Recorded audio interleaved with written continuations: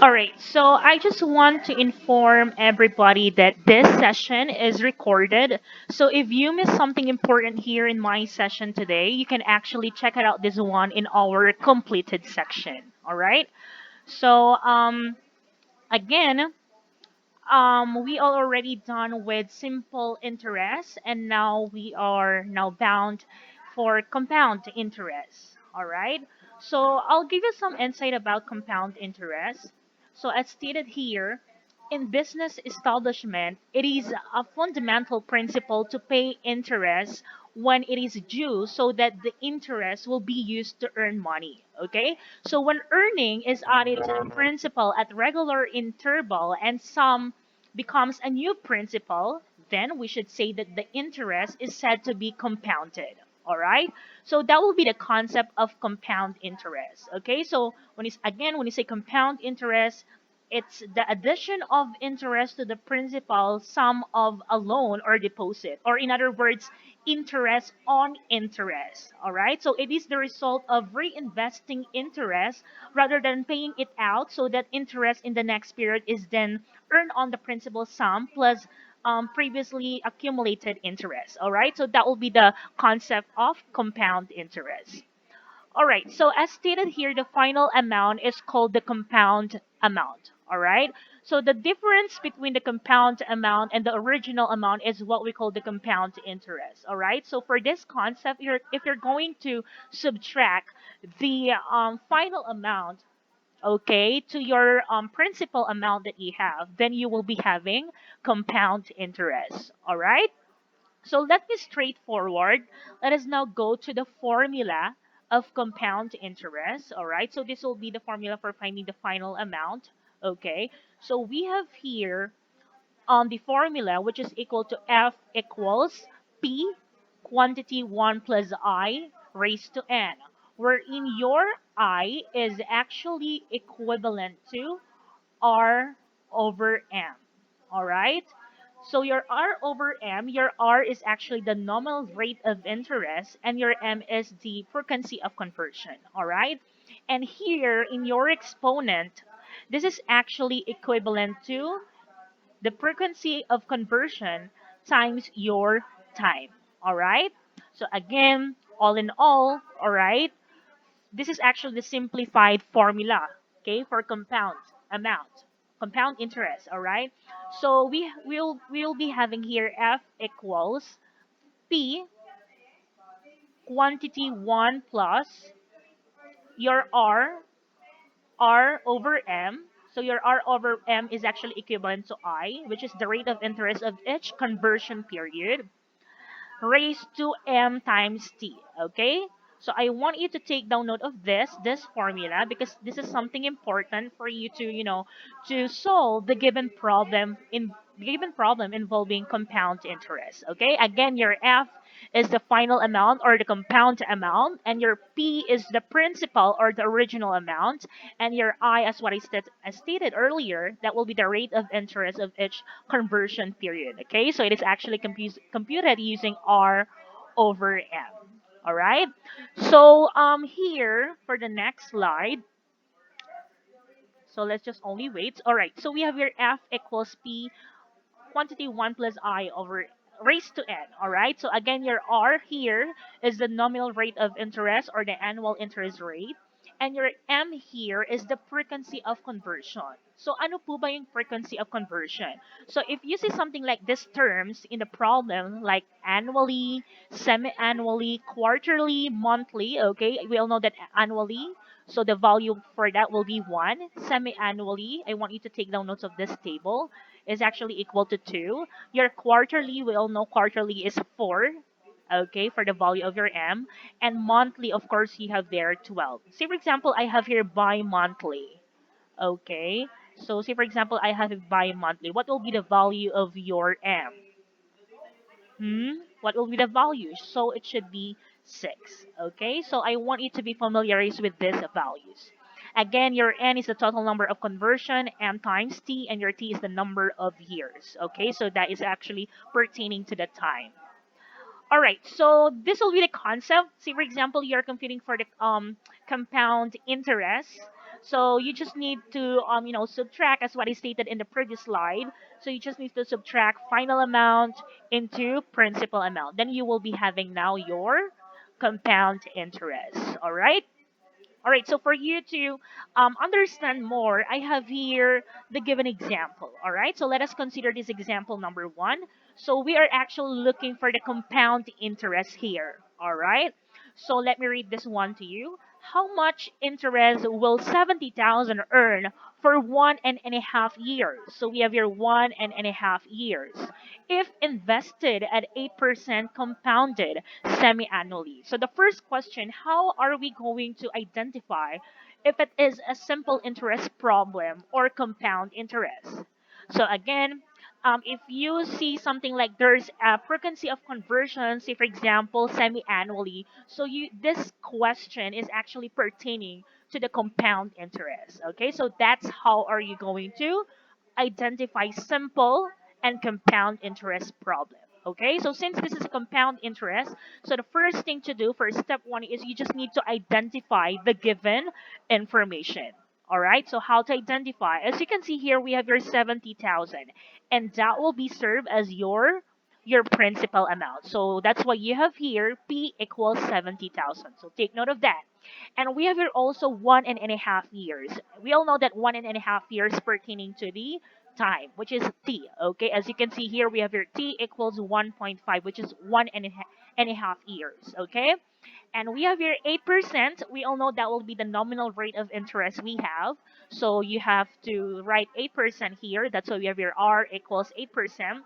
And this percentage in form should be converted into decimal, right? In decimal point. That's why you have here 0.08. And what will be the frequency of conversion you have here? Rate of pertaining to the semi-annually. Okay, the value of your M here is? Okay, very good. You have here M equals 2. All right, so you have now here M equals 2. So we have here the given information. And we can now actually, simplify the value of your I and N. We all know in the formula that your I is actually equal to R over M, rate of interest and the frequency of conversion you have. So your R is 0.08, so you just need to plug in or substitute to the given formula, and your M is actually equal to 2. So if you're going to divide 0.08 divided by 2, you will be having 0.04 for your I. Okay? So do you have questions on that? I guess you can follow, huh? All right. What about n? Your n is actually equal to m times t, right? So your m is actually equal to 2 times the t, which is 1.5. And if you're going to multiply that one, you will be having 3. Okay? So you have now, take note of this, your I is 0.04 and your n is actually equal to 3. All right, for step two, of course, you just need to plug in or substitute only to the given formula. All right, so this will be the formula, and we all know your n, your exponent, okay, m times t, that will be equal to 3. That's why we have here already 3. And your I, as you can see here, your I is actually equal to 0.04 as we computed in the previous slide. Okay, so in doing so, to plug in, since we are looking for the final amount, okay, we just need to plug in p. So why do we need to find final amount, since we are looking for the interest naman, compound interest? Okay, so the reason behind is that diba, as what I stated earlier, to find compound interest, you just need to subtract final amount, okay, into principal amount. So in doing so, to find the I or the compound interest, you have to find first your final amount. Okay, since we have now the principal amount, which is 70,000. Okay, so in doing so, in simplifying, P is equal to 70,000. Quantity 1 plus your I is 0.04 as we computed there. That is R over M. Okay, you have there 0.04 raised to 3, which is your N. Okay, so if you're going to add 0.04 and 1, okay, so you will be having 1.04. And if you're going to raise that one into 3 and multiply that one into 70,000 using your calculator, you will be having 78,740.48 as your final amount. Okay, so this will be now the final amount that you have. And what's next?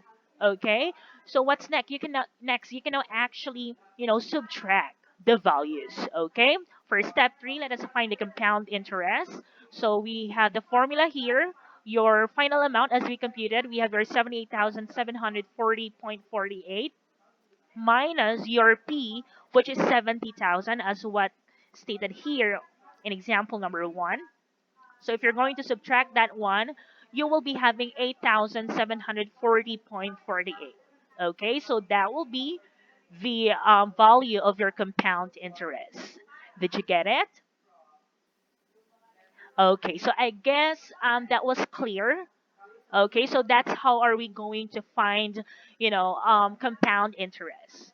Now, how are we going to find the nominal rate of interest? Okay, given here the different variables.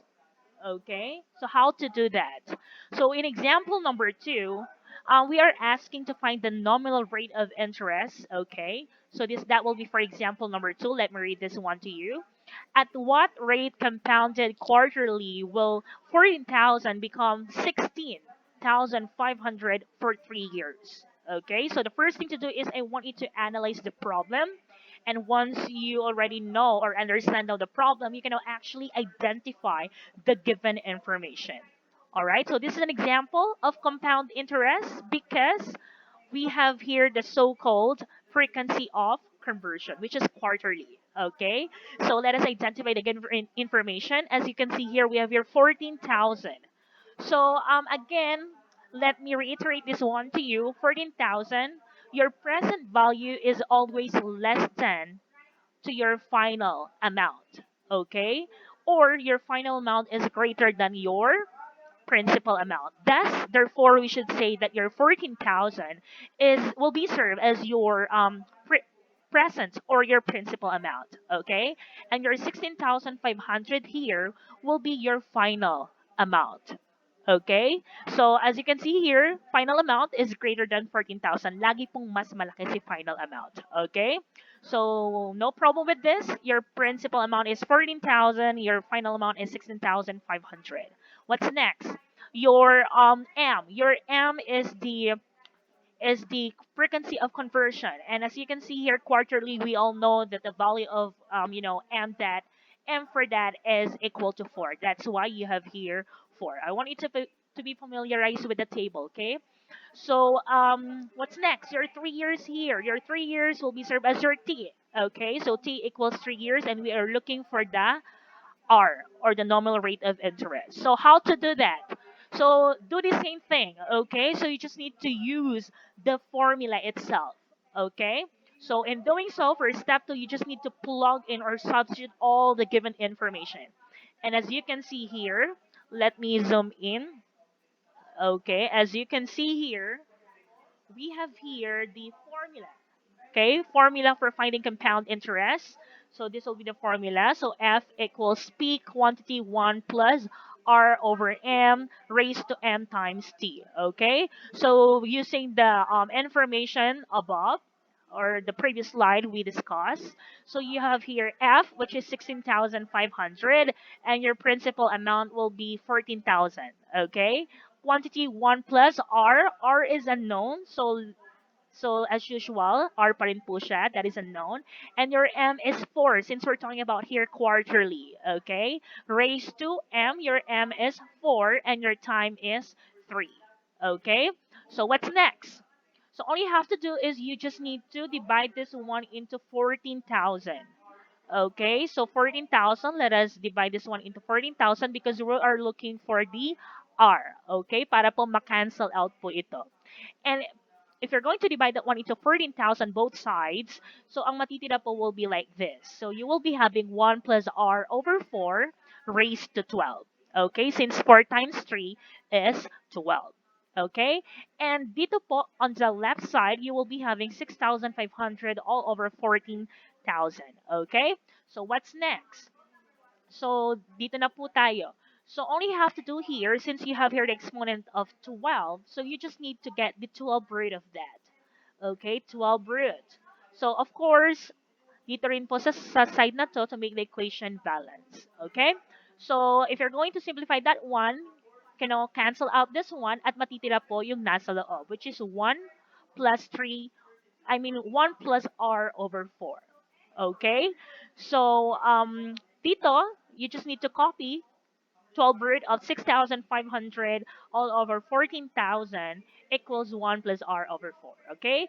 So, using additive inverse, let us, combine all the constant term. Okay? So, all you have to do here is you have to move, or you have to use additive inverse, or the so-called transposing method. So 1 will become negative here because we're going to move this one to the left side. So you will be having negative 1 equals r over 4. Copy only. Okay, so using your calculator, if you're going to input all the data here as 12 root of 6,500 all over 14,000, you will be having this result. So I want you to copy all the decimals, all the number there, okay? So I want you to round off only for the final answer that you have. So for this time around, I want you to copy all. So if you're going to simplify this one using your calculator, you will be having 1.0137860885. Okay? Minus 1 equals r over 4. And we all know that this one is automatically equal to 1, isn't it? I mean, all over equal to 1. So we have here, fraction. So we can actually, do cross multiplication for this. So r times 1 and this one times 4. So you will be having r times 1, that will be r. And this one, if you're going to subtract 1 minus this decimals, minus 1, you will be having this decimal. Okay? Times it by 4 because we're doing cross multiplication. And if you're going to multiply 0.013786085 times 4, you will be having as a result, which is what? 0.0551443. Okay? So this will be the answer. So since we're talking about interest or normal rate of interest, so we have to times always into 100%. Okay? So, di ba, sa given po, pag meron tayong percentage, we have to convert that one into decimal. Now, we're looking for the rate of, or nominal rate of interest. So, you have to multiply 100% or just simply move to 2 decimal places to the right. So, you will be having, here's the point. So, you just need to move 2 decimal places to the right. So, 1, 2. So here's the point.